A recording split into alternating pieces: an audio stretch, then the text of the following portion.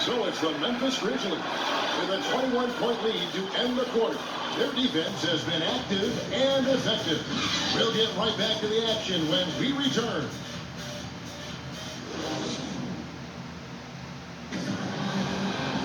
And as we head into the fourth, we'll see if there's a comeback in the works or if it's more of the same from the first three quarters. Clark, I'm going to get a little detailed here, but in terms of footwork in the post, who really impresses you? Well, there are a number of guys, Kevin. I mean, you think about it. Kevin Durant is a lethal scorer and does a lot of his work off the dribble and in transition on pull-up threes. But when he is a post-up threat, and he does get posted sometimes, his footwork is superb. Absolutely superb. Joel Embiid comes to mind. Big fella with the feet of a ballerina. Jokic does a great job with his feet, not nearly as athletic as Embiid or Durant.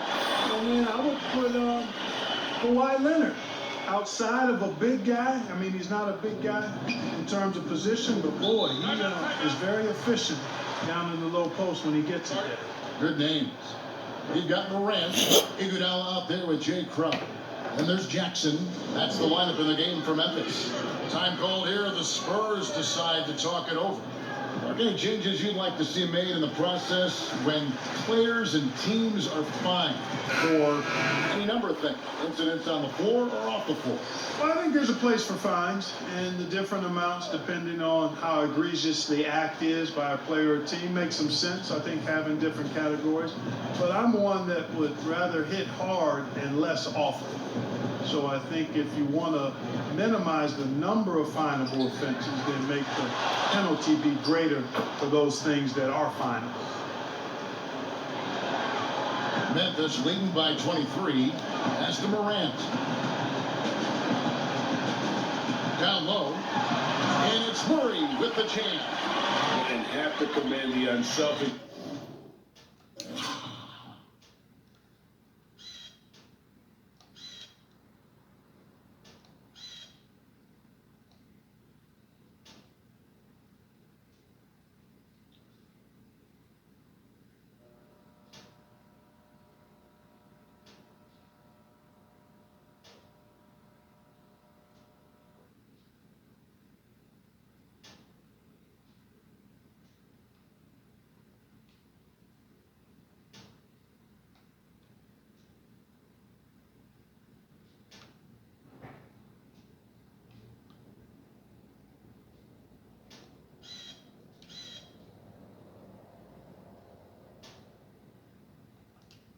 Attitude, like how Morant just recognized the open man and the ball was right there.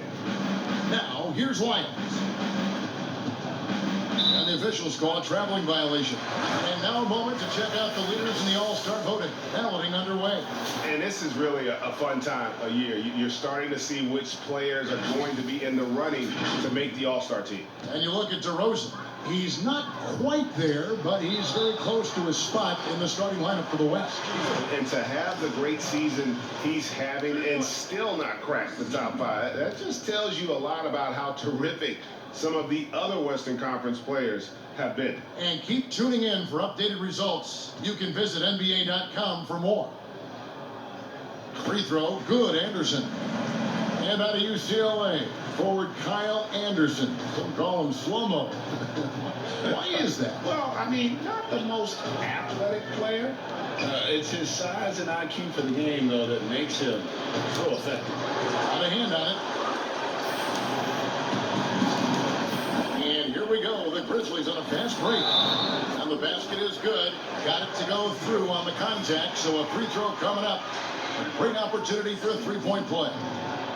And a closer look here at the hustle stats for the Grizzlies. Their defense has been outstanding, closing out on shots and blocking a few as well.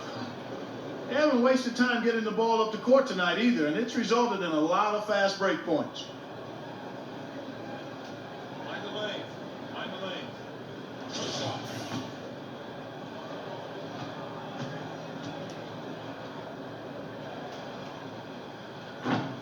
And that one misses. And the Spurs acquiring all-star DeMar DeRozan and Jakob Porto in exchange for Kawhi Leonard with one full season in the bag. How do you view that trade? Well, I tell you what, I think it's going to work well both ways. Obviously, for Toronto, it was fantastic, but I like Porto. This guy has tremendous attributes and ability as a big guy.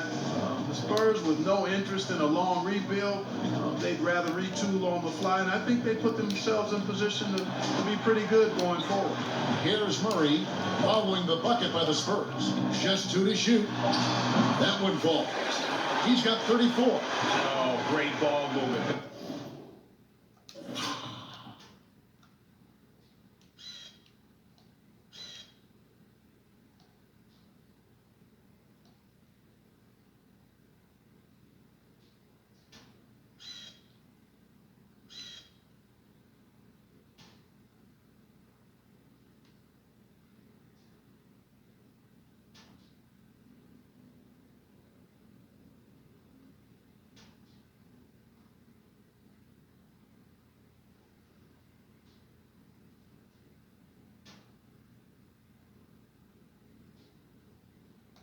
There. The Spurs have gone 2 for 5 on